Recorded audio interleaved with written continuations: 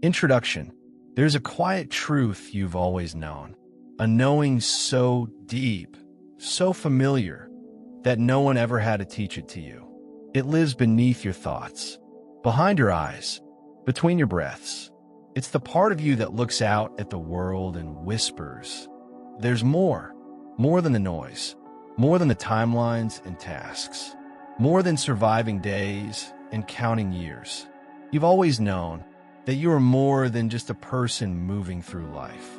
You're something life is moving through. And now, in this moment, in this silence you've chosen to enter, you stand at the edge of that more. This is not just another motivational journey. This is not about chasing what you don't have. This is a return, a remembering, because the life you seek, the peace, the clarity, the alignment, it's not out there. It's here, in you, waiting for your awareness to come back home. This journey is not about changing the world. It's about changing your relationship with it. It's not about getting more. It's about realizing you are always the portal through which everything flows. The universe is not waiting to give you a reward. It's waiting for you to finally remember that you are not separate from it. You are not a visitor. You are the signal, the tuning fork, the frequency the universe responds to. You're not a magnet. You are the generator, the one who chooses, the one who shapes, the one who, by being, causes everything else to reorganize. In the next 2 hours, we will walk through the forgotten corridors of creation, of consciousness, presence, vibration, and identity. Each chapter will offer you more than insight. It will offer you return to your center, return to your awareness, return to your role as the creator of your experience. You may not feel like that right now, and that's okay, because the most powerful shifts don't happen with proof. They happen with permission. Permission to believe something different, to feel something deeper, to remember something timeless. So for now, put aside the striving, let go of the effort, and listen with more than just your ears. This is not a story for your mind to process. It's an invitation for your being to recognize itself. Breathe deep, be still, and remember, you are the portal, and everything you've been seeking has been seeking you too. Chapter 1, The Silent Calling. Before the noise, before the goals, before the memories of who you've been and the pressure of who you think you need to become, there is a silence, a vast, ancient silence that has always lived inside you. Not the absence of sound, but the presence of something deeper, something alive, a presence, a calling. You've heard it before, in the spaces between your thoughts, in the quiet right before sleep, or just after waking, in those sudden pauses when time seems to stop for no reason at all. It doesn't use words. It doesn't shout. It just waits, patiently, endlessly, for you to remember. This is the silent calling. It's not asking you to become something. It's asking you to return to something. Return to yourself. There's a part of you that knows you've been distracted, that somewhere along the path, you began identifying more with the mask than the soul beneath it. You started measuring your worth by what you do instead of who you are. And in that forgetting, the world grew loud. So you searched. You looked for answers in books, in people, in approval. You tried to fill the silence, not realizing it was the silence itself that held the answer, but never gave up on you. This calling, it's always been there, gently pulling, gently guiding, like gravity but softer, like music but quieter, like home but everywhere. It shows up in questions that echo louder than the answers. Is this all there is? Why do I feel disconnected when everything seems fine? Why do I sense something deeper, just beneath the surface? These aren't doubts. They are invitations. They're the voice of your soul tapping on the walls of your awareness, saying, wake up, there's more. You are more. And maybe that's why you're here now. Not by accident, not because of curiosity, but because you were ready to stop chasing your life and start inhabiting it. ready to stop seeking for God, for peace, for power, and start realizing that you are the space where all of that lives. This isn't about becoming spiritual. You already are. This is about remembering that spirituality is not an activity. It's your essence. It's the awareness behind your eyes. It's the part of you that was never broken, never lacking, never lost. The world may have convinced you otherwise, but the world doesn't know you like you know you. And now, in this sacred pause, you're beginning to hear the quiet again, the subtle hum beneath the chaos, the breath beneath the name, the calling that says, you're not what happened to you. You're what's happening through you. Let this be the moment you stop looking out there for validation. Let this be the moment you stop waiting for a sign. Let this be the moment you answer the only question that's ever truly mattered. Are you willing to remember who you really are? Because the moment you do, reality will begin to shift. Not because something outside changed, but because you did. You'll begin to feel your own energy again. The quiet strength beneath the noise. The power of simply being you without apology, without effort, without fear. And the calling will no longer be something you're chasing. It will be something you're living. You'll realize it was never outside you. It was you, calling yourself home. Chapter 2, The Mirror of Reality. Once the calling begins to stir inside you, the world around you doesn't stay the same. Not because it changes immediately, but because you begin to see it differently, more clearly, more honestly, more intimately. You begin to realize that the reality you've been living isn't fixed. It isn't solid or objective or outside of you. It's reflective, a mirror. Every situation, every person, every repeated pattern, it isn't random. It's not coincidence. It's feedback. The world isn't showing you what's true. It's showing you what you believe is true. If you carry a belief that life is hard, you'll meet resistance everywhere. If you carry the assumption that love is rare, you'll find only echoes of loneliness. If you secretly believe you're not enough, reality will reflect that back in 1,000 subtle ways. Not to punish you, but to reveal you to yourself. This is not about blame. This is about awakening. Because the moment you begin to understand that life is not happening to you, but through you, everything begins to soften. Everything begins to shift. Not because the outer world rearranges itself like magic, but because your inner world is no longer in resistance. Reality is not a dictator. It's a servant, and it will respond to your state of being, your focus, your frequency, always. What you feel, you emit. What you emit, you experience. And what you experience reinforces what you feel. That's the loop. That's the mirror. That's the game. And here's the key. You can interrupt the pattern anytime. Not by forcing the reflection to change, but by shifting the energy you're bringing to the mirror. When you choose to feel abundance before the money arrives, when you choose to embody peace before the chaos ends, when you choose to love yourself before anyone else confirms your worth, you're no longer waiting for life to change. You are becoming the change that life must reflect. This is the hidden power most people never realize they have, because we were taught to react to the mirror, to wait for it to show us something different before we feel different. But the mirror has no power of its own. It only reflects what you bring to it. So if you bring fear, it shows fear. If you bring certainty, it reflects certainty. If you bring gratitude, it multiplies blessings in ways logic can't predict. This is why inner work isn't just healing. It's creation. When you shift the inside, you don't just heal your past. You create your future. You realign the signal you're sending. You recalibrate the energy you're vibrating. You tune your frequency to a version of life that already exists and that has been waiting for you to match it. And suddenly, what seems stuck begins to move.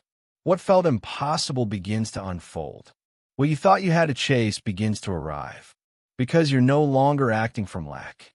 You're no longer pleading with a mirror. You're simply being who you were meant to be.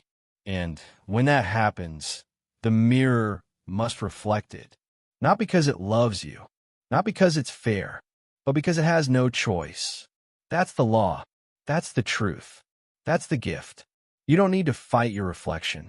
You only need to shift what you're radiating. You are not at the mercy of the world. The world is at the mercy of your awareness, your state, your energy, and every moment, even this one, is an invitation to bring something new to the mirror. What will you choose to reflect now? Chapter 3, The Invisible Self. There is a part of you that no one sees, not because you're hiding it, but because it lives deeper than expression. It breathes below personality, beyond preference, beneath performance. It doesn't seek attention. It doesn't crave validation. It simply is. This invisible self is the source of your power, not the power to dominate or impress, but the power to observe without judgment, to feel without collapsing, to be, even when the world is falling apart around you. You may have glimpsed it in moments of stillness, a quiet strength when everything else felt uncertain, a soft awareness watching your own emotions rise and fall, like waves crashing and receding, while something deeper remained untouched. That's you, the real you, the one who isn't reactive, the one who isn't defined by your story, the one who doesn't panic when the mind spirals or the body aches or the plan fails. Because the invisible self doesn't need the story to make sense. It doesn't need the outside world to agree. It just watches and holds and remembers. It remembers who you are beneath all the layers you've been taught to wear. Not the achiever, not the survivor, not the pleaser, not even the thinker, but the witness, the field of presence behind every experience, the space through which all emotions move, but which no emotion can ever stain. This is where your peace comes from, not from fixing the chaos, but from not becoming it. From staying in contact with that deeper center, even when everything above the surface is shaking. When you connect with this invisible self, you begin to see just how much of your life has been spent on the surface, performing, pleasing, proving, but beneath all of that is presence, unshakable, unbreakable, unbothered presence. It doesn't compare, it doesn't compete, it doesn't rush. It just observes and gently waits for you to remember that you are it. You are not your patterns. You are not your pain. You are the space in which all patterns rise and fall. You are the awareness that can witness even the deepest pain without being consumed by it. And when you realize this, you begin to take your power back, because the world can affect your mind. It can push and pull your emotions, but it cannot touch the part of you that sees it all. That's your sanctuary. That's your source. That's your freedom. The invisible self isn't something you create. It's something you uncover by letting go of who you think you need to be, by stopping the performance, by sitting in silence long enough to hear your own soul whisper, "I am still here." In a world obsessed with image, success, and attention, this is the most rebellious thing you can do. To remember that you don't need to be seen to be whole. You don't need to be heard to be real. You don't need to be understood to be true. You just need to remember who's watching and trust that what is invisible is not empty. It's eternal. Chapter 4, The Unseen Laws. There's a current beneath the world you see, a silent architecture behind every experience, every emotion, every encounter. It is not made of logic or language. It is not written in ink or etched in stone, and yet it governs everything. These are the unseen laws, the laws of vibration, the laws of resonance, the laws of alignment. Not laws to obey like rules, but laws to recognize like gravity, invisible, consistent, indifferent, yet always present, always shaping. You don't see them, but you feel their effects. You don't control them, but you can align with them. Vibration is not a concept. It is your constant broadcast. Every thought you hold, every emotion you dwell in, every belief you carry, they vibrate. They emit a frequency. In reality, in turn, rearranges itself to match that signal. Not as punishment, not as reward, but as a mirror of coherence. This is why you can walk into a room and feel tension before a word is spoken. Why you can meet someone and immediately feel uplifted or drained. Why some days flow effortlessly and others resist you at every turn. It's not the world. It's the frequency you're tuned to. Most people try to change their lives without changing their signal. They chase new jobs, new relationships, new locations, but carry the same beliefs, the same stories, the same emotions. So the pattern repeats. The story continues. The mirror reflects the same face in a different frame. But when you understand vibration, you stop trying to manipulate the surface, and you start mastering your inner frequency. Because the law is clear. You don't get what you want. You don't get what you deserve. You get what you are in alignment with. Wanting abundance while vibrating in fear of lack only amplifies scarcity. Longing for love while vibrating in unworthiness only echoes more loneliness. Trying to feel peace while vibrating in resistance only deepens the chaos. But when you shift the inner, everything responds. Not eventually, immediately, because the universe is not waiting. It's matching, constantly, precisely. It's not personal, it's physics. So the work is not to push harder, try more, or hustle louder. The work is to tune, to become still enough to feel your own signal, to become aware enough to catch your own patterns, to become intentional enough to choose a different broadcast. And here's the key. You don't need to force your way into a higher vibration.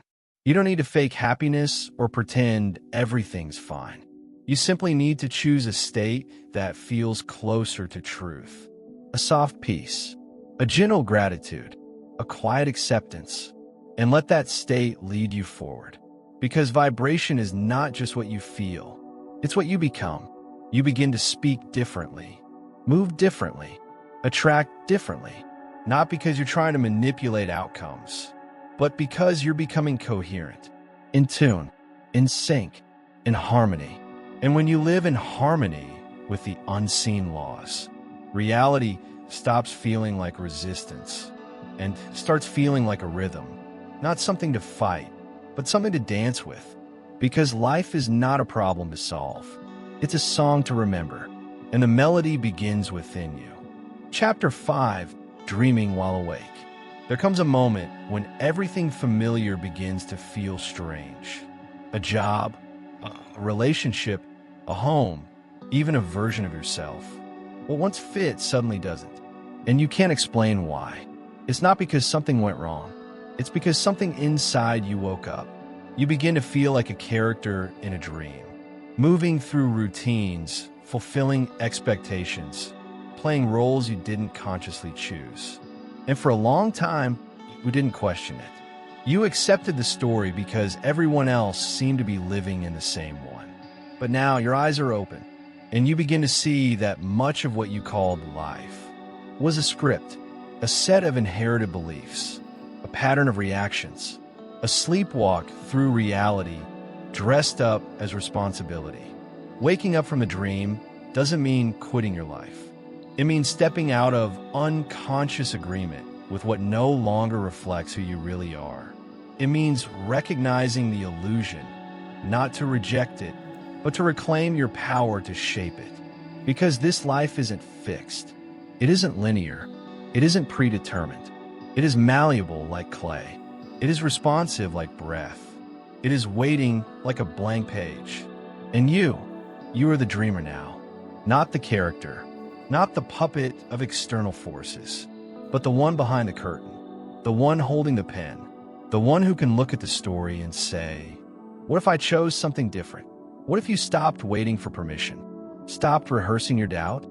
Stopped shrinking to fit a life that no longer inspires you? What if you stepped into the dream with lucid presence?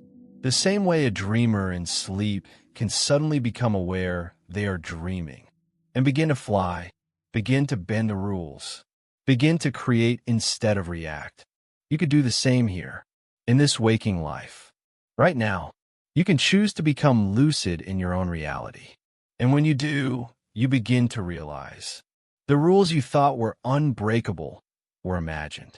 The limits you thought were fixed were inherited. The fears you thought were facts were just echoes of past pain. You don't need to escape the dream. You need to wake up inside it. And you wake up not by force, but by awareness, by asking different questions, by feeling what's true beneath what's familiar, by recognizing that the life you've been handed isn't the same as the life you're here to live. You don't have to burn it all down. You don't have to start over. You only have to start being conscious. Conscious of what you say yes to. Conscious of what you tolerate. Conscious of how much of your day is lived in reaction and how much is lived in creation. You are the dreamer and the dream and the place where both meet. And when you begin to live from that awareness, not someday, but now, you stop asking, what will happen to me? And start asking, what will I choose to become? Because the moment you become aware that you're dreaming is the moment you remember you can fly. Chapter 6, you are being read. You're not just watching the world. The world is watching you, not in a paranoid way, not with eyes or cameras, but through the energetic language you speak without words. The quiet signals you send out with every thought you allow, every emotion you feel, every belief you embody, whether you know it or not. Reality is reading you. Every moment, like a pulse, like a frequency, not to judge you, not to test you, but to reflect back exactly what you are broadcasting. This is not metaphor. It is the unseen language of the universe. You may not hear it, but you feel it when life mirrors your inner world. You're being read when you walk into a room and the energy changes. You're being read when the same type of person keeps appearing in different faces. You're being read when opportunities open not because of credentials, but because of a quiet, powerful presence that can't be taught. And here's the truth no one tells you. The universe doesn't respond to what you say you want. It responds to what you consistently expect. It doesn't follow your affirmations. It follows your frequency. So if deep down you expect to be disappointed, if you quietly assume that good things don't last, that love is complicated, that abundance is reserved for others, the field around you responds with perfect obedience, not because it's cruel, but because it's listening.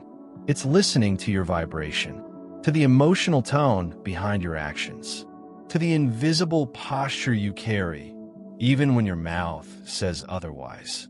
This is why some people attract miracles in silence, and others struggle while saying all the right words.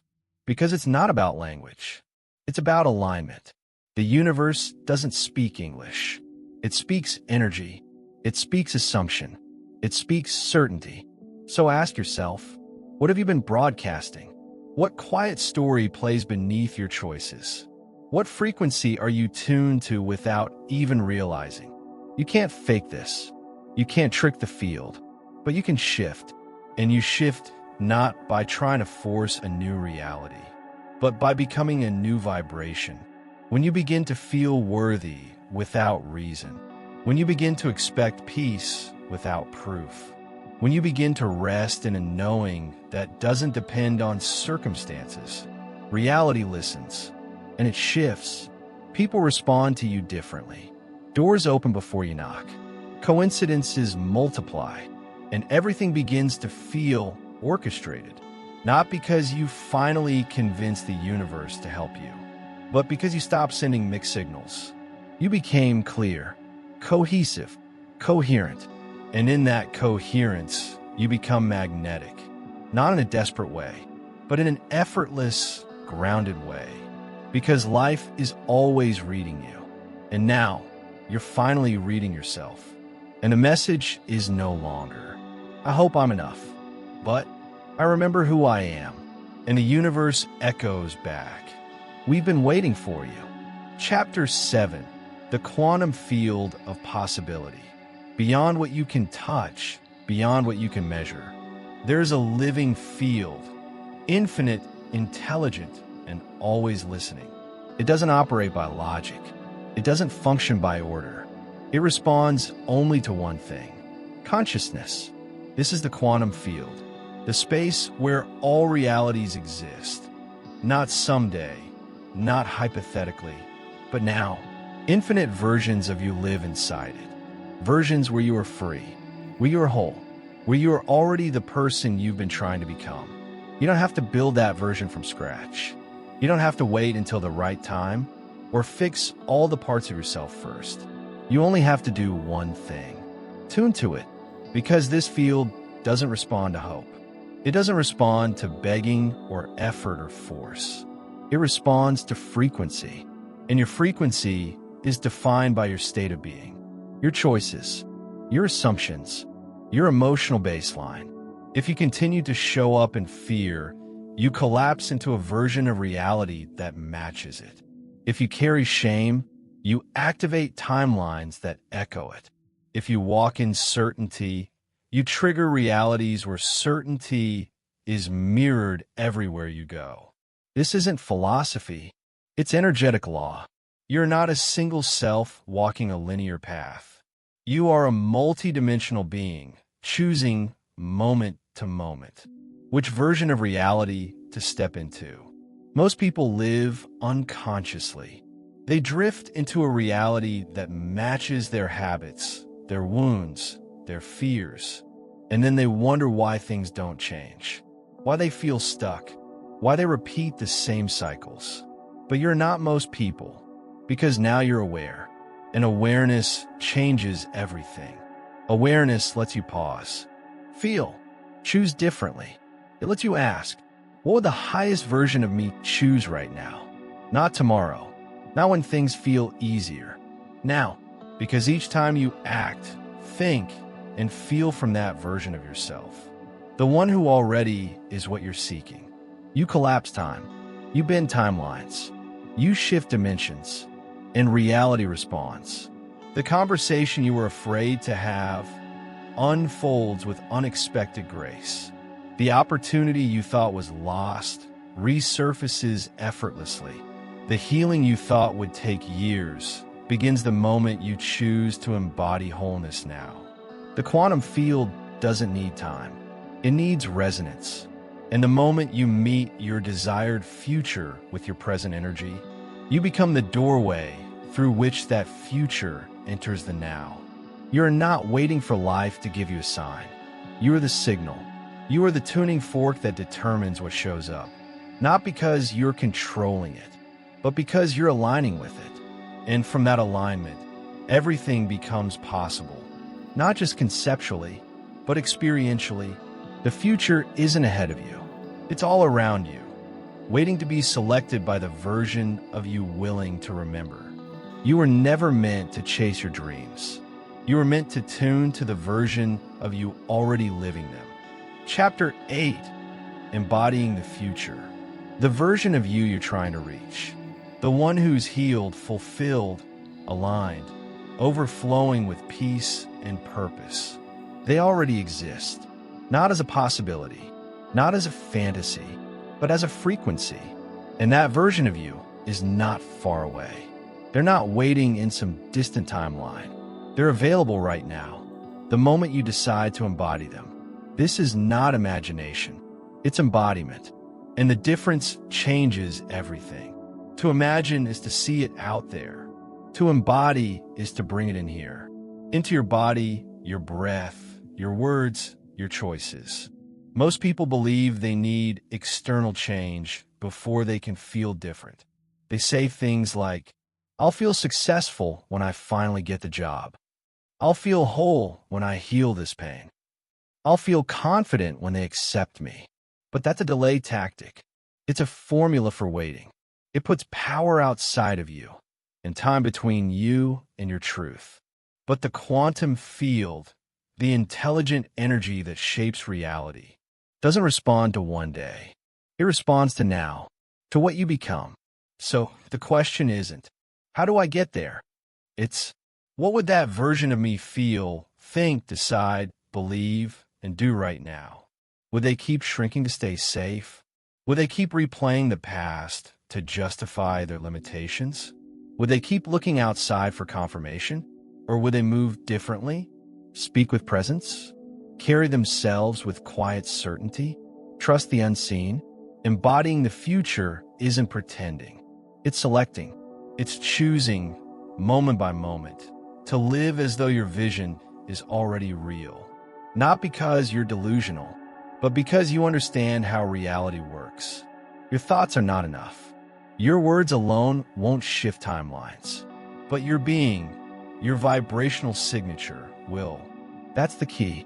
Don't wait to become it. Be it to become it. Start walking through your day as that version. Feel the ground beneath your feet, like someone who already knows their path is unfolding. Speak to others like someone who has nothing to prove. Make decisions like someone who trusts the field is already working in their favor. Don't just do different things. Do everything from a different state. And watch how the world reorganizes around you. Watch how people begin responding to the signal you didn't even realize you were emitting. Watch how unexpected support shows up, how the right doors open, how timing seems to bend. Not because you forced it, but because you met the version of you already living the life you asked for and chose to match them. That's the secret. The future isn't waiting. It's broadcasting. And when you match its frequency, it collapses into your present. This is why healing matters. Why regulating your nervous system matters. Why softening matters. Because you can't embody the future version of you from a state of tension, control, and fear. You must become the emotional frequency of your vision. Calm, grateful, clear, unrushed, trusting, not perfectly, but consistently. And when you forget, you return. You forgive yourself quickly. You tune back in. Because now you know, this is the real work. Not chasing goals, but aligning with the self who lives beyond them, who no longer needs to arrive, because they've already remembered. I don't have to become what I seek. I have to remember, I already am. Chapter 9, the frequency comes first.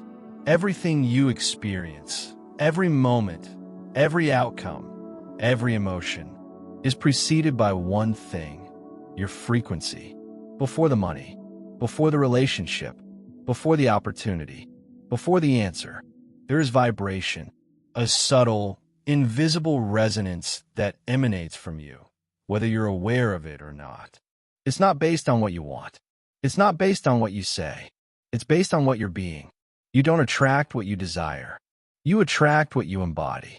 This is why the same person can say all the right affirmations, make vision boards, meditate daily, and still find themselves stuck in the same cycles. Because they're trying to build a new life from the vibration of the old one. It doesn't matter what you visualize if your nervous system is still wired for scarcity. It doesn't matter what you say you believe if your body still expects disappointment. It doesn't matter what you ask for if your frequency is broadcasting fear. The field doesn't respond to your words. It responds to your signal. So you have to ask, what frequency have I been living in? Not just during your morning practice, but in the ordinary, the quiet, the difficult, the unseen, when no one is watching, when things feel uncertain, when nothing outside has changed. What energy are you feeding into the field? Because that's the energy shaping your next moment. This isn't a punishment. It's precision. The universe is always saying yes to whatever you are being. If you're being chaos, it brings you more to match it. If you're being peace, it clears the path. If you're being doubt, it delays. If you're being certainty, it speeds up. And the beautiful truth is, you can change your frequency in an instant. Not by solving everything, Not by fixing yourself, but by pausing, breathing, choosing again. There's a version of you, calm, clear, magnetic, that doesn't need the circumstances to validate them. They generate the energy of what they desire first. They feel wealthy before the bank account reflects it. They feel loved before anyone says it. They feel purpose before the opportunity appears. Because they know the feeling is the frequency, and the frequency is the cause. Everything else is just the effect. So the question is never, how do I make this happen? The question is, what would I need to feel to match the version of me where this has already happened? And then you feel it, you dwell in it, you move from it. That's alignment. That's quantum precision. That's when you stop trying to create a future and start collapsing it into the present. Because nothing speeds up your manifestations faster than matching the vibration of them now. This is the new way of living. Not reaction, but resonance. Not hustle, but harmony. Not waiting, but vibrating. And when you live this way, life doesn't feel like chasing. It feels like remembering, returning, receiving. You no longer wonder when it will come. You already feel it arriving, because you became the frequency first. Chapter 10, the state before the strategy.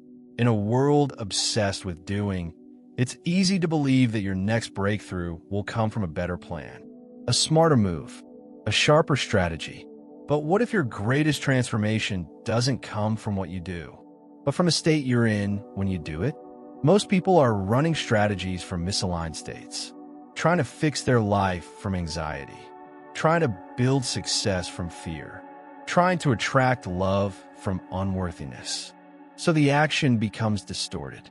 The energy behind the effort sends a louder signal than the effort itself. And the results reflect the vibration, not the intent. Because energy is primary. State comes first. It is the foundation of every outcome, seen and unseen. If you plant a seed in poisoned soil, it doesn't matter how perfect the seed is. The ground determines the growth, and your state is the ground. It's the internal atmosphere you carry into every room, every conversation, every choice. So before you take action, ask yourself, who am I being right now? Am I operating from lack or from fullness? Am I moving from panic or from presence? Am I chasing or am I creating? Because when your state is off, even the most brilliant strategy will fall flat. But when your state is tuned, your actions become charged, and reality responds with unexpected elegance. A phone call lands differently. An email gets answered. An opportunity appears out of nowhere. Not because of what you said, but because of the frequency behind the saying. The most magnetic people aren't doing more. They're doing less from a deeper place. They act after becoming still. They speak after becoming clear. They move only after aligning with the version of themselves they want life to reflect. This is not passivity. It's precision. It's understanding that before you act, you must attune. Like a musician tuning their instrument before a performance. Your being must come into harmony before the notes of your life can make music. Otherwise, you're just making noise. So the next time you're about to reach for a plan, ask, is this coming from fear or from freedom? If it's fear, pause, breathe, shift. Even just 5 seconds of stillness can recalibrate your entire field. And from that place, make the call, send the message, take the step, not to prove anything, not to control the outcome, but to honor the inner alignment you're now rooted in. That's how you collapse time. That's how you take one step that's worth 100. That's how you become effortless and effective all at once. Because when the state is right, the strategy becomes simple. The how unfolds on its own, and the result becomes inevitable. You're no longer forcing life. You're flowing with it. You're no longer begging for support. You're aligned with the current that was always there, waiting for you to enter it from the right state. The state is the shift. and everything else responds. Chapter 11, The Language of Energy. There's a language more ancient than words, more precise than logic, and more powerful than action. It is the language the universe actually understands. The language of energy. Every moment, every thought, every breath. You're speaking it, whether you're aware of it or not. You emit energy with your presence. You speak vibrationally through your emotions. You write your future through your assumptions. And the field, this vast, intelligent matrix of possibility, is always listening, always translating your internal state into external experience. It's not your voice that creates. It's not your willpower. It's not even your thoughts alone. It's your emotional frequency, the signature of how you feel beneath the surface. That's the real message you're sending. That's what reality responds to. This is why two people can take the same action and get completely different results. Because it's not the action that determines the outcome. It's the energy behind the action. You can launch a business from fear, and it will be filled with struggle. You can say, "I love you," from a place of lack, and it will never be enough. You can meditate, journal, visualize. But if underneath it all you're vibrating in doubt, the field will echo doubt back to you. This is not punishment. This is purity. The universe does not respond to what you want. It responds to what you are being. That's the core truth so many ignore. Because it's easier to stay in a mind, to analyze, to control, to look for the perfect routine or technique. But the real work begins when you shift from thinking to feeling, from controlling to aligning, from effort to embodiment. So ask yourself now, gently, what energy do I live in when no one is watching? What do I assume quietly about myself, about life, about what I deserve? Because that is the language you're speaking, and the universe is fluent in it. It hears the doubt in your breath. It hears the guilt in your pauses. It hears the excitement in your silence. It hears the peace you don't even know you're radiating, and it reflects it perfectly, precisely, unconditionally. So when you want to change your life, don't start with what you do. Start with what you believe and feel. If you want to shift your results, shift your frequency. If you want to attract peace, embody stillness. If you want to call in love, become the vibration of acceptance. If you want to magnetize abundance, release the grip of lack, even before the evidence arrives. That's the paradox. You don't wait for life to make you feel better. You feel better, and life rises to match it. Because you're always in conversation, not with people, not with circumstances, but with the field itself. Every moment is a message. Every breath is a broadcast. The only question is, are you speaking the language of fear or the language of freedom? Are you sending signals of desperation or calm certainty? Are you repeating the story of your past or embodying the energy of your future? You don't need to speak louder. You don't need to be more convincing. You just need to become clearer. Because when your signal is clean, when your energy is aligned with your truth, the field has no choice but to respond. It always has. It always will. You're not asking for your reality. You're emitting it. And energy, as always, is answering. Chapter 12, Coherence, where power lives. Your power is not in how much you know, not in how much you do, not in how hard you try. Your true power lives in one sacred space. Coherence. To be in coherence is to be in inner agreement, where your thoughts, emotions, beliefs, and actions are all aligned, not just intellectually, but energetically. It's the difference between saying, "I trust," and actually feeling it in your bones. It's the difference between hoping you're worthy and knowing it without needing confirmation. It's the shift from fractured desire to whole body clarity. When you are coherent, you become unstoppable, not because you force life to bend to your will, but because you are so internally aligned that life has no option but to mirror that harmony. Most people are fragmented. Their mind says one thing, their emotions say another. Their nervous system vibrates with fear. Their body moves in hesitation, and they wonder why nothing sticks, why the vision board didn't manifest, why the practice didn't shift their life. It's not because they're broken, it's because they're scattered. Coherence is wholeness, and wholeness is what the universe responds to most powerfully. Imagine dropping a stone into a still lake. How clean the ripple, how wide the impact. But if the surface is already chaotic, the ripple dissolves into noise.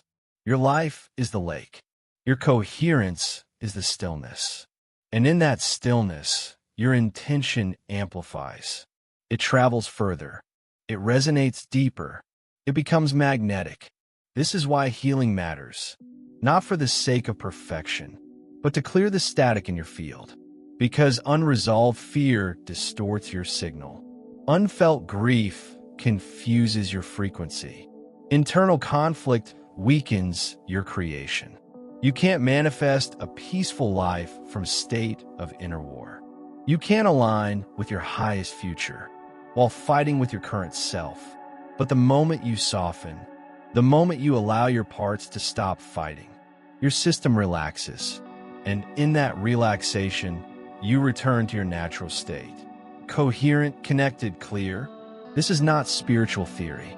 It's quantum mechanics. When the waves of your thought, emotion, and energy are synchronized, you become a resonant field. And resonance is the real currency of creation. So instead of forcing alignment, allow it. Breathe into your body. Bring compassion to the part that still doubts. Speak gently to the version of you still holding pain. Hold all of it as one. Let yourself become unified. And from that place, act, decide, move. Because when your entire system says yes, not just your mind, reality listens. The door opens. The thing clicks. The message lands. You don't need to be louder. You need to be truer. And nothing is more true than a being in full coherence. This is where power lives. Not in the noise, not in the effort, but in the deep, unwavering clarity of, this is who I am. This is what I choose. And this is the frequency I walk in now. And from that space, the entire field moves in rhythm with you. Chapter 13, The Body as the Portal. We often think of awakening as something mental, something that happens in the mind, a shift in thought, a revelation, an idea. But awakening doesn't begin in the mind. It begins in the body, because the body is not just skin and structure. It is an instrument, a channel, a receiver, a transmitter. It is the part of you closest to the frequency of the earth, and the one most fluent in the language of the universe. You feel intuition in your gut. You feel expansion in your chest. You feel resistance in your shoulders. You feel truth in your spine. The body is where energy becomes sensation, where the unseen becomes felt. It's where the message arrives first, long before the mind tries to interpret it. Yet so many try to create a new life, while being disconnected from the very vessel that anchors them to this world. They live in their thoughts, try to control reality from the top down. But the real shift always comes from the inside out. And the deepest inside is the body. You can't think your way into alignment. You have to feel your way into coherence. And that begins with listening. What does your body say when you walk into a room? What sensation arises when you speak your dream aloud? What happens in your breath when you imagine choosing something unfamiliar? Your body already knows.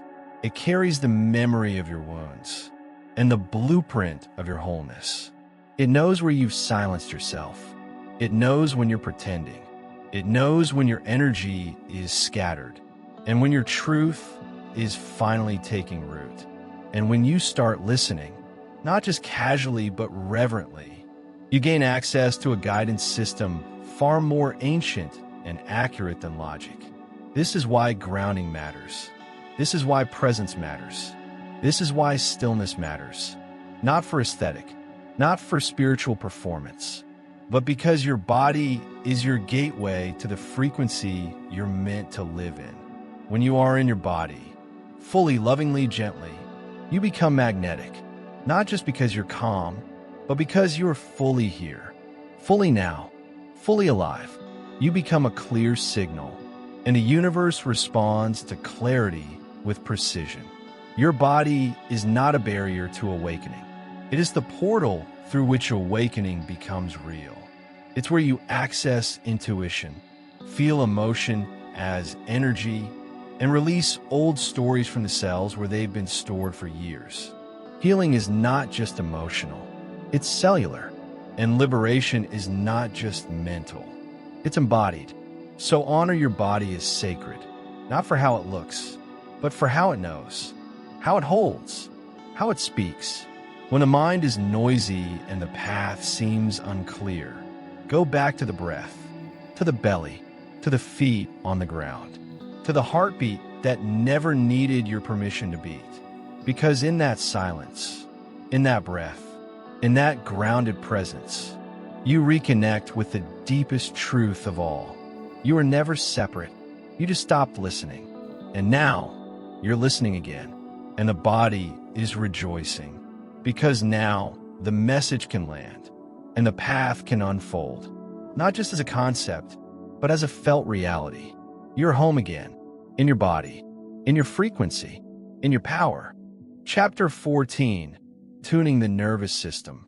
Your nervous system is not a barrier to your evolution. It is the foundation of your frequency.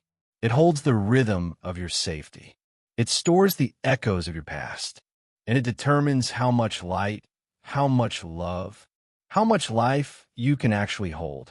You can visualize abundance all day. You can chant affirmations and recite mantras. But if your nervous system still feels unsafe with having more, you'll unconsciously sabotage it, reject it, block it, because the body will always choose familiar survival over unfamiliar expansion. This is not weakness. This is wiring, because your nervous system isn't interested in your goals. It's interested in keeping you alive. And for much of your life, survival meant staying small. It meant avoiding attention. It meant being agreeable, invisible, quiet, safe. So now, when you try to step into a new identity, one that shines brighter, speaks louder, receives more, your body may panic. Not because the dream is wrong, but because your nervous system is still coded with old alarms. This is why the inner work must include the body. This is why nervous system regulation is not optional. It is foundational.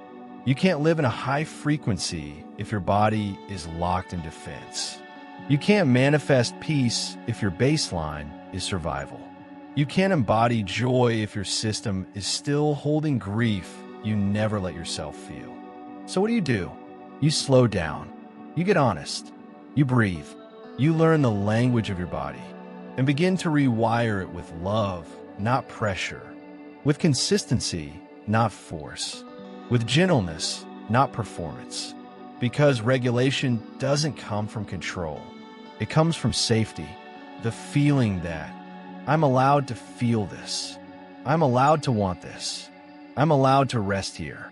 You build a new baseline, one of calm, of capacity, of grounded power.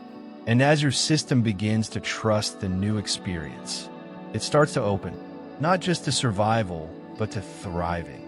You begin to hold more energy without trembling. You begin to speak without rehearsing. You begin to receive without guilt. You begin to exist without apology. Because the nervous system that once screamed danger now whispers, you're safe here. You can stay. This is what creates real transformation. Not bypassing the body, but anchoring the vision into the body. So that your dreams don't just live in your head. They live in your cells. And when your body begins to believe the future you're choosing, reality has no choice but to respond. Your field becomes magnetic. Your presence becomes grounded. Your life begins to flow, not because the outer world changed first, but because you became someone who could hold it all. The love, the wealth, the freedom, the stillness. You became someone who could receive what you once feared. And that's coherence. That's safety. That's power. Not loud, not flashy, but felt. A quiet frequency that says, I'm no longer surviving my life. I'm inhabiting it. And your nervous system, once a wall, becomes the bridge. Chapter 15, The Space Between. There is a space that exists between intention and manifestation, between the asking and the arrival, between the choosing and the becoming. It's not empty. It's not still. It's not a void. It is the space of becoming. And most people misunderstand it. They call it delay. They call it uncertainty. They call it nothing is happening. But everything is happening here, in this invisible, fertile space. You're being shaped. Your signal is being refined. Your field is being aligned. You are being prepared to receive what you've already claimed. And this preparation is sacred, because the universe does not deliver to the version of you who asked. It delivers to the version of you who is ready to receive. And readiness is not just a mindset. It's a state, a stability, an anchoring into a new emotional baseline. So when you ask for expansion, don't be surprised if life begins showing you the parts of you that still resist being seen. When you ask for love, don't be shocked when the places in you that reject tenderness begin to tremble. When you ask for abundance, don't panic when your survival patterns rise to the surface. This is not failure. This is alignment.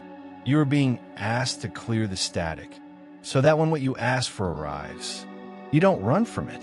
You don't doubt it. You don't collapse under it. You receive it with presence, with grace, with the certainty that it belongs to the version of you you've become. The space between is not punishment. It is integration. It is the field saying, can you hold the vibration of what you asked for, even when it hasn't arrived yet? Can you stay in the frequency, even when reality hasn't caught up? Because holding the frequency is the manifestation. When you embody the feeling of your future now, you collapse time. You stop looking at the clock. You stop checking for signs. You stop needing proof. And from that space of non-need, the reality flows to you, not because you forced it, but because you stopped resisting the present and trusted the process. Trust doesn't mean passive waiting. It means active receiving. It means continuing to breathe like someone who is already held. It means choosing thoughts that support your vision. It means walking like the timeline has already landed. And eventually it does.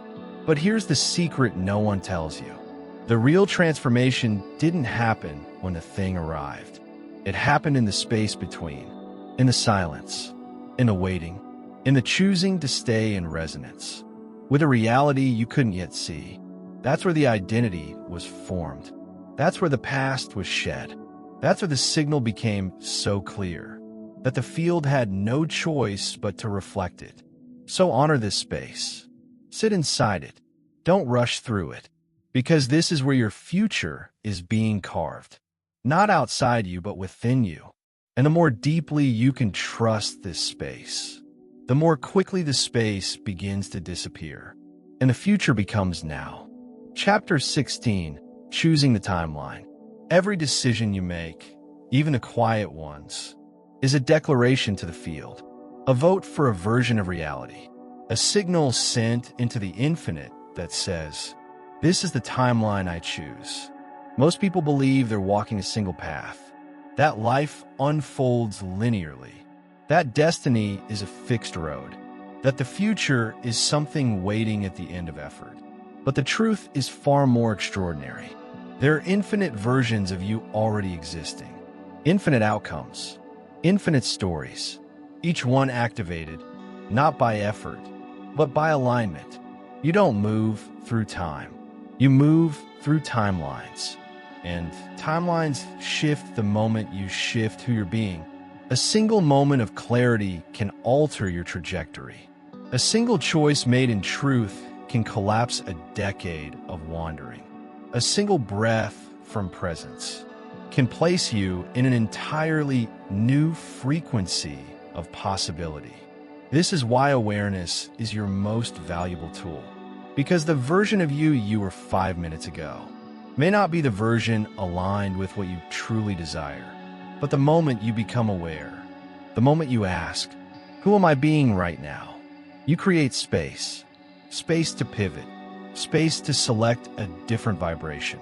A different outcome. A different future. This is not magic. This is precision. Because the field does not discriminate between what you want and what you choose.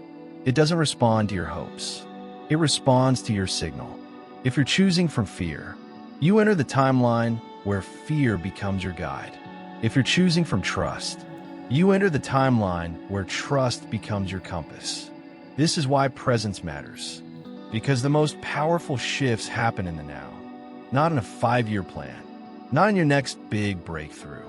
But in the tiny, sacred choice to return to your alignment. In this breath and the next. And that's the gift. You don't need to force the future. You just need to become the version of you that already lives in it. Speak from that version. Walk like that version. Choose like that version. And the field will organize to match you. It has no choice. It is bound by law. This is why the subtle choices matter so deeply. The way you speak to yourself in the mirror. The tone you carry into a conversation. The posture you hold when no one is watching. These are the keys. These are the doorways. These are the portals through which entire timelines are selected. And the more you practice this, the more you choose with consciousness, the less life feels random. Because it was never random. You were choosing all along. The only difference now is, you know it. And with that knowing, you become the author again. Not of every detail, but of the vibration that shapes every detail. You don't need to know the full path. You just need to know the frequency. And choose it again and again and again. Until that timeline is no longer something you imagined, but something you're living. Not someday. Not when everything makes sense. But now. Because now is the only place timelines can ever shift. Chapter 17, Identity is the portal. The universe doesn't respond to what you want. It responds to who you are being. Not just in fleeting moments, but consistently, quietly beneath every word, every gesture, every choice. Identity is the portal. The internal declaration. This is who I am now. Not who I hope to be. Not who I'm working on becoming. Not who I used to be, but who I choose to embody now. Because every identity carries a frequency. And every frequency opens a timeline. And every timeline has a life waiting to meet you. Most people try to change their life from the outside in. New habits, new jobs, new relationships. But if the core identity remains unchanged, the same patterns will reappear, just dressed in different clothes. You can't plant seeds of abundance in the soil of unworthiness. You can't step into love while wearing the mask of shame. You can't build freedom from the belief that you're not enough. But the moment you shift your identity, the entire landscape begins to rearrange itself around that new center. You don't have to wait for proof. You don't have to wait for permission. You just have to decide, this is who I am now. I am the one who trusts. I am the one who receives. I am the one who no longer abandons myself. I am the one who lives from presence, peace, and quiet power. It doesn't have to feel real right away, but it has to feel possible. And that possibility must be nourished until it becomes familiarity, until the nervous system relaxes into it, until the body starts to believe it, until the field reflects it. Because the universe is a mirror, not of your desires, but of your self-concept. So when you say, I am the one who always struggles, life echoes, yes, you are. When you shift and say, I am the one who walks in grace, life echoes that too, not as a reward, but as a response. Your identity is not just how you see yourself. It's the signal you're constantly broadcasting to the quantum field. And that field is listening, translating your inner truth into outer events, reorganizing reality around the architecture of who you believe yourself to be. So ask yourself with tenderness, what identity am I inhabiting right now? The one who waits? The one who doubts? The one who pleases to feel safe? Or the one who knows? The one who remembers? The one who radiates without effort? The one who doesn't need to become, because they already are? This is not a game of pretending. It's a practice of returning to the original signal, the one beneath the wounds, the one that's always been there, whispering, you're more than the story you inherited. You're more than the mask you wear. You're more than the identity you built just to survive. You are the portal, and when you shift your I am, you shift everything. Not because you pushed life to change, but because you changed the lens through which life reflects itself. And now, reality sees you clearly, because now you do too. Chapter 18, Remembering Before Becoming. There's a kind of power that doesn't come from striving. It doesn't arise through effort, achievement, or even discipline. It comes from something quieter, something older, something far more powerful. Remembering, because at the core of everything you're trying to become is something you already are. You are not on a journey of becoming. You are on a journey of remembering. Remembering that you are already whole, that you are already worthy, that you are never missing, only conditioned to forget. For most of your life, you were taught to look outward, to seek validation, to measure yourself against expectations, to earn love, to chase peace, to perform for belonging. But what if you didn't have to earn what is already yours? What if the wholeness you've been searching for is not something you need to build, but something you need to uncover? That's what remembering is. It's the gentle unraveling of falsehoods. It's the releasing of roles that no longer serve. It's the quiet return to your original state. Presence, truth, being, before the wounds, before the programming, before the self-doubt. There was you, and you were enough. Still, whole, unmoved. This is not about dismissing your growth, not about bypassing the work. This is about anchoring that growth in truth, so that the becoming doesn't become another way of saying, I'm not there yet. You are there. You've always been there. And the only thing that changes when you remember is everything, because the moment you remember your worth, you stop chasing things that dilute your energy. You stop proving yourself to people who can't see you. You stop waiting for the world to reflect something you haven't yet claimed within. You don't need external proof to validate an internal truth. When you remember who you are, you become undeniable, not because you fight harder, but because your frequency speaks before you do. You walk differently, decide differently, receive differently, not because you're trying to manifest something, but because you already carry it, and the field responds not to potential, but to embodiment. So when you return to your original state, your native frequency, your inherent knowing, you activate a resonance that time cannot touch. This is the paradox.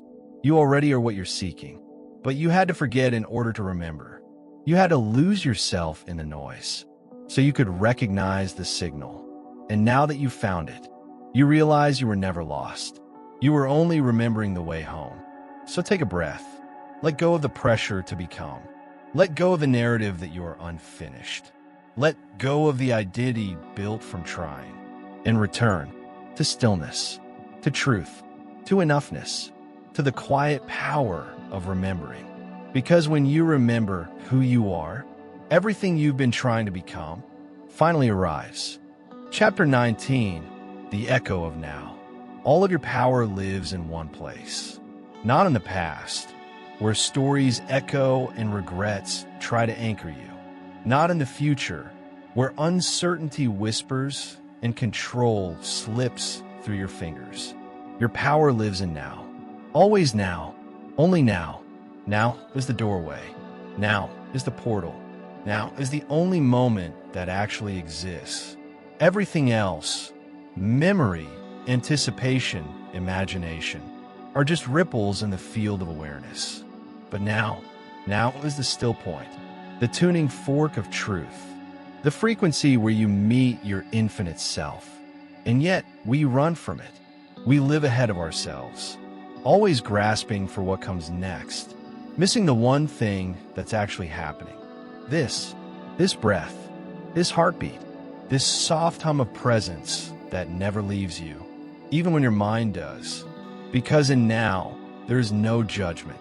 In now, there is no comparison. In now, there is no future self to reach for. There is only the fullness of your presence. And that presence is enough. It always has been. This is the greatest illusion of our time. That fulfillment is somewhere down the road. That peace will arrive after enough success. That worth is earned through endless improvement. But nothing real is found in later. What's real is always right here, softly vibrating beneath your urgency, waiting for you to look down from your thoughts and simply arrive. Because when you arrive into now, you re-enter the field, not the mental field, the energetic one. And in this field, nothing is missing. Not love, not clarity, not direction. Because when you're truly here, life can finally meet you here. That's why manifestation doesn't come from wishing.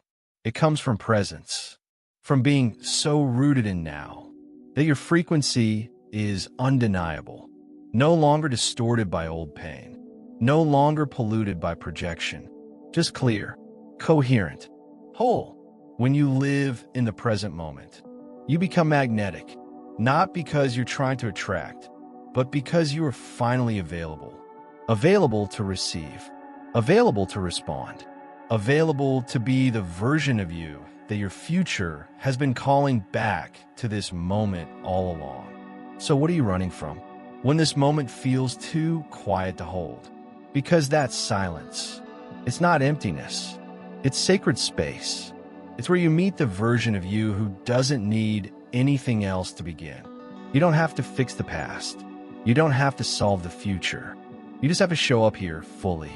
Let the moment expand. Let it breathe you. Let it teach you. Because every time you come back to now, you become more yourself. And you dissolve the illusion that anything outside of now could ever complete you. This is the echo of now, the vibration that ripples across all timelines, reaching into the future, rearranging the past, and grounding you into the only truth that ever mattered. You're already here, and here is where everything changes. Chapter 20, The Illusion of Control. You've been taught that control is strength, that if you can predict it, manage it, master it, you can avoid pain, you can secure your future, you can stay safe. But the deeper truth is this. Control is the mask of fear. It is the mind's attempt to shield itself from the unknown by pretending it holds the reins of what cannot be held. And what is the unknown? Life itself. Control doesn't give you certainty. It gives you tension. It gives you fatigue. It gives you the illusion of safety, but not safety itself. Because real safety doesn't come from control. It comes from coherence, from trust, from knowing that you are in tune with a deeper rhythm beneath all appearances. The moment you try to force life, you disconnect from that rhythm. You micromanage the mystery. You doubt your intuition. You start solving problems that haven't even happened and miss the quiet guidance already present in your body. Control is clever.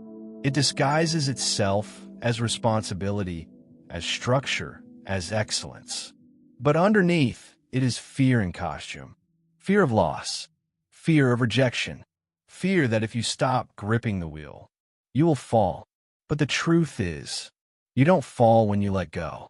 You rise, because you're no longer resisting the flow. You're no longer trying to hold the river in your hands.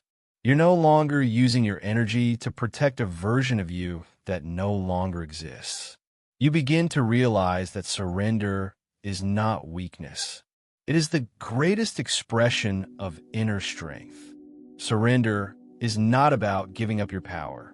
It's about giving up the illusion that power means control. True power is trust. True power is presence. True power is knowing how to move with the unfolding, instead of fighting the unfolding. Because when you trust the field, you no longer need to rush the outcome. You no longer panic in the space between asking and receiving. You know that something greater is orchestrating, not separate from you, but through you. This doesn't mean passivity. It doesn't mean sitting back and doing nothing.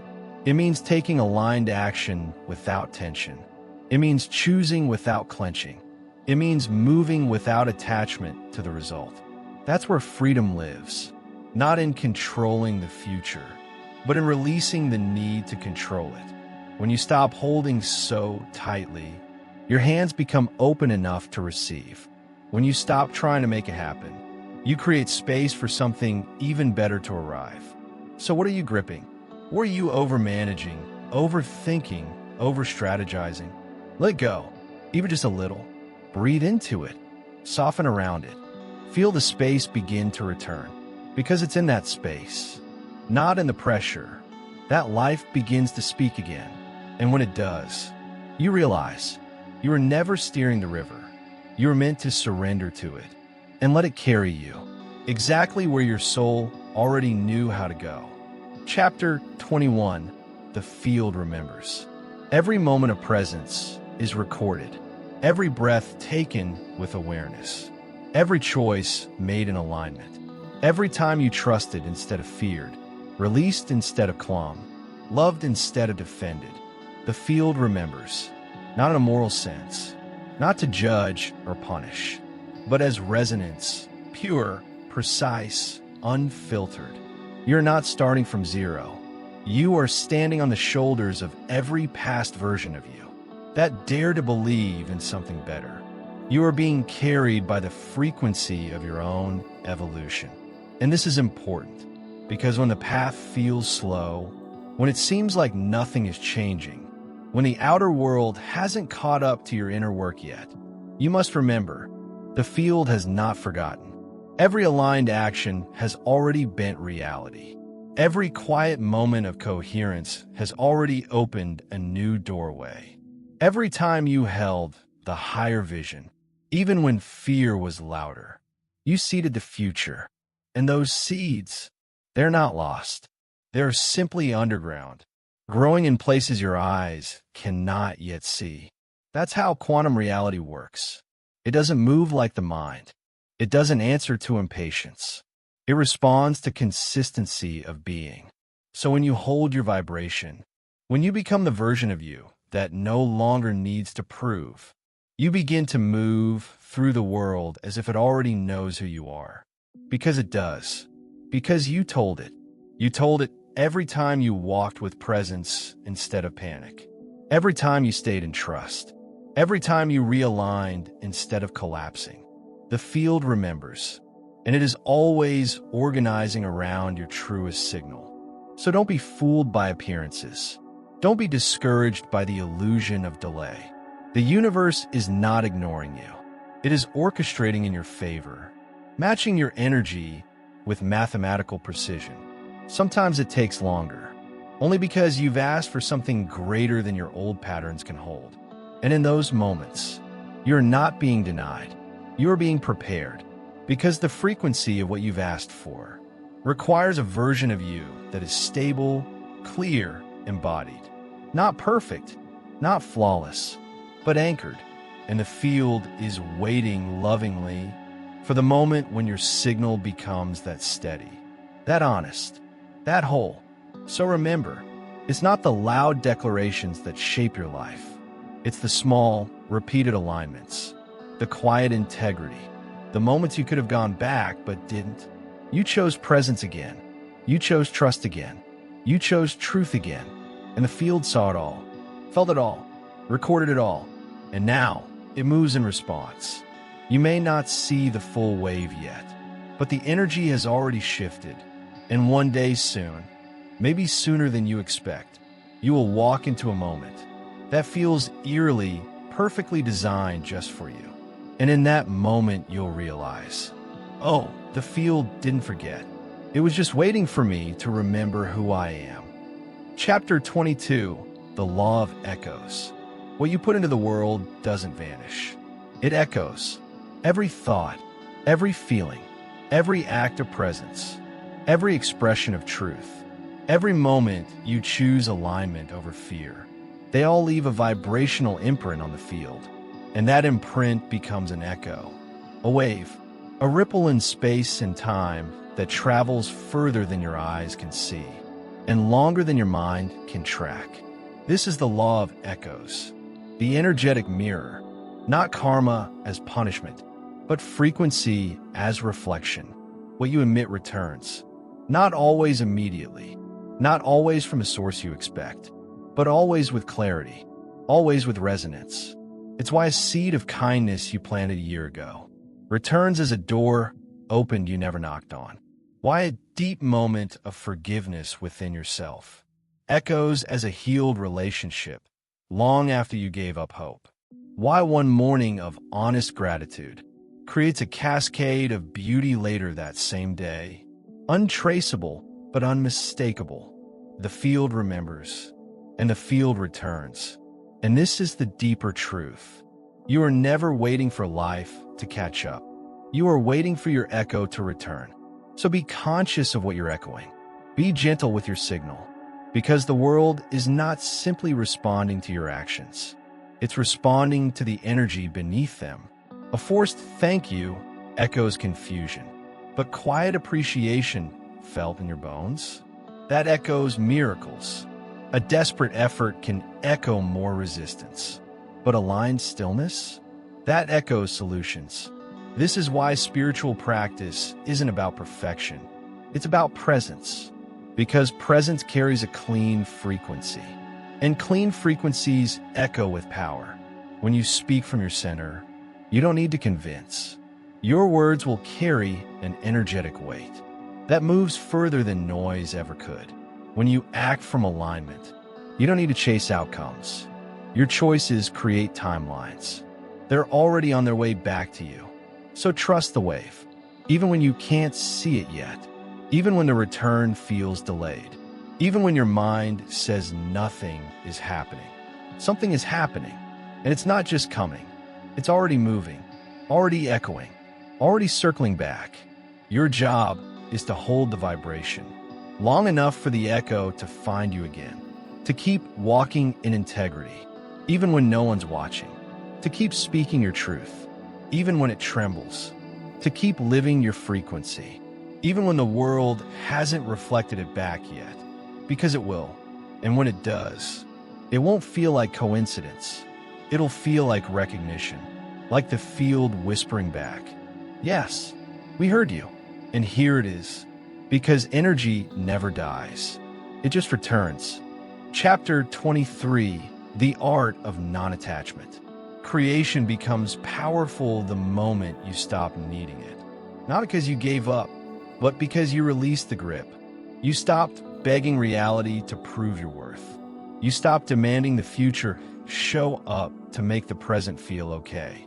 That's not attachment, not apathy, not indifference, but a quiet confidence that says, what's mine will find me, and I don't need to chase it to know that it's real. Non-attachment is not about not caring. It's about caring so deeply that you trust the timing. It's about knowing your desire is heard the moment it's felt. And that desperation only clouds the signal. You see, the moment you become attached to an outcome, you stop living in alignment and start living in tension. You start micromanaging the mystery. You start clinging to control. And clinging carries a frequency, one of fear, lack, and unworthiness. It says, I don't trust that I'll receive. I don't believe I can have this unless I force it. I'm not safe unless it happens now. But the field doesn't respond to force. It responds to frequency. And the frequency of non-attachment is clean, open, expansive, magnetic. It says, I know what I want. I feel it fully. I walk toward it with clarity. And I'm whole either way. That's the vibration that collapses time. Because when you don't need something, you become a match to it. Not because you gave up, but because you rose into alignment with a version of you who already has it. It's the paradox of manifestation. The more you grip, the more it slips.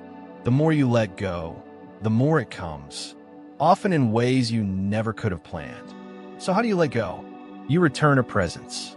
You breathe into your body. You remember that your joy is not on hold. You remind yourself that peace doesn't begin when the thing arrives. It begins when you decide it's already yours in essence. You live your life. You keep choosing alignment. You keep tuning your signal. And you let life surprise you. Because non-attachment doesn't mean you stop caring. It means you care enough not to compromise your frequency while you wait. It means you stop leaking your energy into timelines that haven't responded yet. You stop measuring your worth by how fast something arrives. You stop holding your breath until the future agrees with you. You begin to trust the field's timing as much as your own longing. And in that trust, you make space. And in that space, the thing you thought you had to fight for arrives without resistance because you no longer needed it to define you. You already knew who you were. And now, so what is everything else? Chapter 24, Receiving Without Resistance. Receiving is not passive. It's not about sitting and waiting. It's not about doing nothing until life gives you something. Receiving is an energetic posture, a frequency of openness, a willingness to let the blessings you've already called and land. And here's the truth. Most people don't struggle with manifesting. They struggle with receiving. They've prayed, aligned, envisioned, affirmed. But when the thing begins to show up, they panic. They question. They push it away. They shrink from the very abundance they asked for. Not because they don't want it, but because they've never learned how to truly receive. Because receiving asks for softness. It asks for trust. It asks for a nervous system that can hold more without bracing for loss. It asks, can you feel joy without guilt? Can you feel love without defense? Can you let yourself be seen without apology?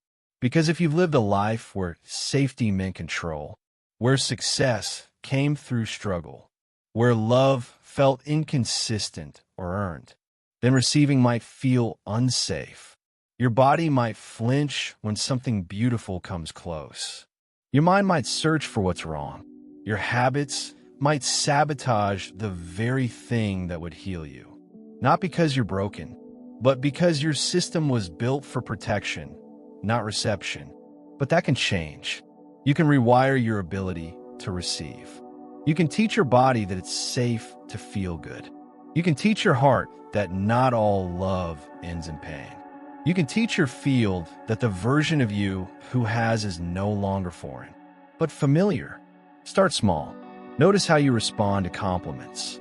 Notice what you do when someone offers to help. Notice the instinct to deflect, to downplay, to retreat. And in those moments, choose a new signal. Pause, breathe, open, say, it's safe to let this in. It's safe to have more. I don't have to earn what I've already aligned with. Because receiving doesn't mean you're greedy.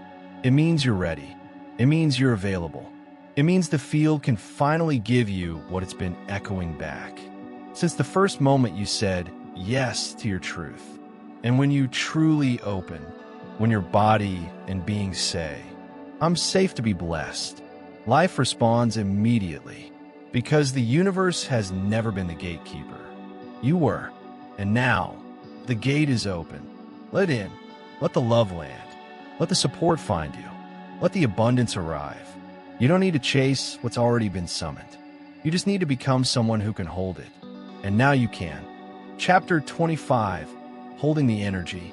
It's one thing to feel it once, to catch a glimpse of your higher self, to experience a spark of alignment, of power, of peace. But the deeper mastery comes in learning how to hold it, how to hold the energy when nothing outside of you has changed, how to hold the vision when the old reality still lingers, how to hold the frequency when your mind wants to collapse, back into fear, back into doubt, back into what's familiar.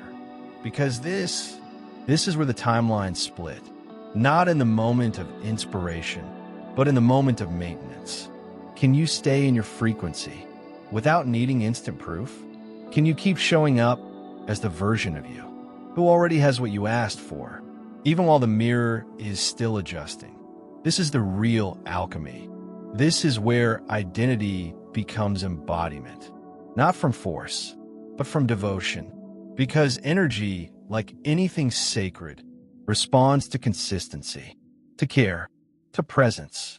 When you hold a vibration long enough, you build momentum. The field begins to organize itself around your steadiness. You stop swaying with every wind. You stop searching for evidence. You become the evidence. And you'll know you're holding it when you stop chasing, you stop explaining, you stop reacting. You simply walk with a quiet knowing. I'm already there. I'm not waiting. I'm calibrating. And from that space, the old begins to dissolve. Not because you rejected it, but because you outgrew it. Your frequency no longer matches what no longer serves you. This is why people leave, why opportunities shift, why what used to resonate suddenly feels heavy. Don't panic. You're not being punished.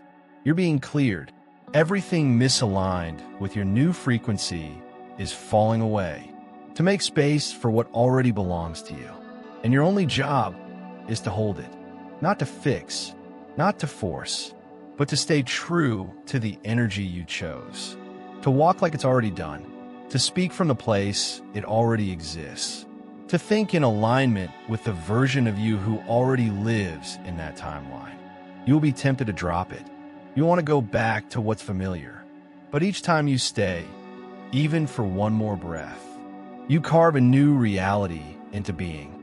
And eventually, that new reality becomes your default.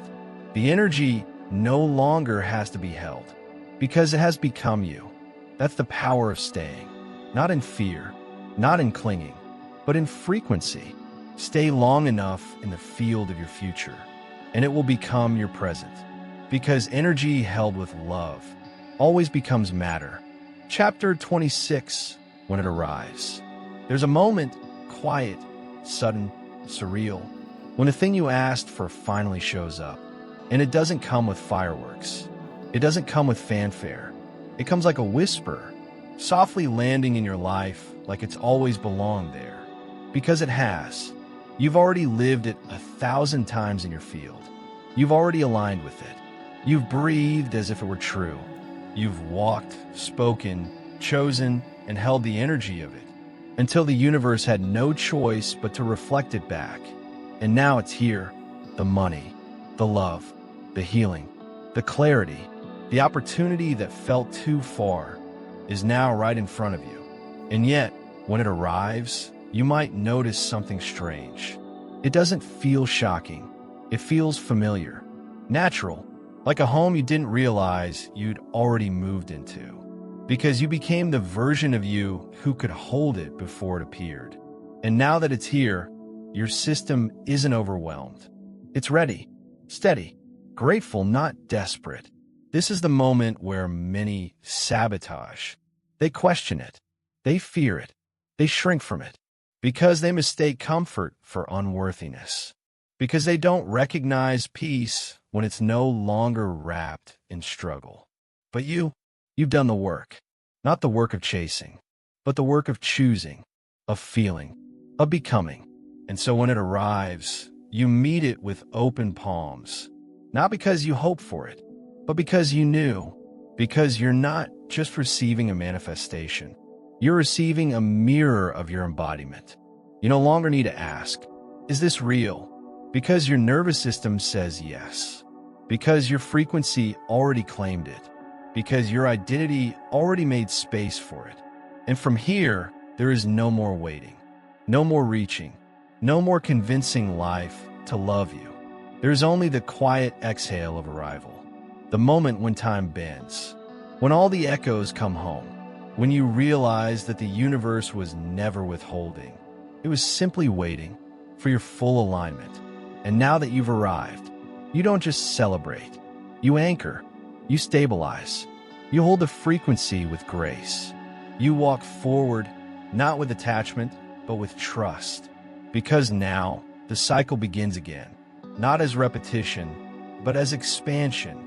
You'll dream new dreams, call in new timelines, and you'll meet those too. Not from lack, but from the overflow of this moment. So let it in. Let the love in. Let the success in. Let the ease in. Let the life you asked for land fully. No guilt, no shrinking, no apology. You've remembered, you've become, you've arrived, and it's only just beginning. Chapter 27, You Are the Portal. You were never just a person. You were never just a body, a name, a story. You were a frequency, walking, a living resonance, a breathing, choosing, remembering field of consciousness. You're not inside the universe. The universe flows through you. It responds to you. It calibrates to you. You are not a passive observer of this reality. You're the portal through which reality is shaped. Your thoughts don't just float, they direct energy. Your emotions don't just happen, they instruct the field. Your presence doesn't just fill space, it defines it. Every moment you come into alignment, you become more than a person navigating life. You become a creator encoding it. Every time you shift your state, you shift timelines. Every time you embody your truth, you bend probability. Every time you hold your frequency, you teach the universe who you are. And what the universe hears, it becomes. This is the truth they didn't teach you. You don't manifest by controlling. You manifest by being, by becoming the version of you that no longer waits, that no longer begs, that no longer asks for proof, but instead walks in the world like the answer, because it already lives within. This isn't about magic. It's not fantasy. It's energetic architecture. It's quantum precision. You don't become magnetic by accident. You become magnetic by choosing, moment by moment, to remember, I'm not here to get. I am here to emit. I'm not here to chase. I am here to align. I am not here to perform. I am here to transmit truth. And that truth changes everything. You're the portal, the bridge between potential and reality, the translator between desire and form, the vessel through which the invisible becomes visible. You don't need to wait for the world to catch up. You don't need to earn your future. You don't need to chase the timeline that already belongs to you. You only need to claim it by becoming it. Breathe into that. Feel the power in it. Let it settle in your bones. Because you don't need another sign. You are the sign. You don't need another technique. You are the technique. You don't need to search for the door. You are the door. And now that you know this, everything opens. Everything flows. Everything responds. Because now, you've remembered what you've always been. The source. The signal. The still point in the storm. You're not waiting for the portal to appear. You are the portal. If you enjoyed this content, share it and subscribe to the channel. Every day we post new videos to feed your soul.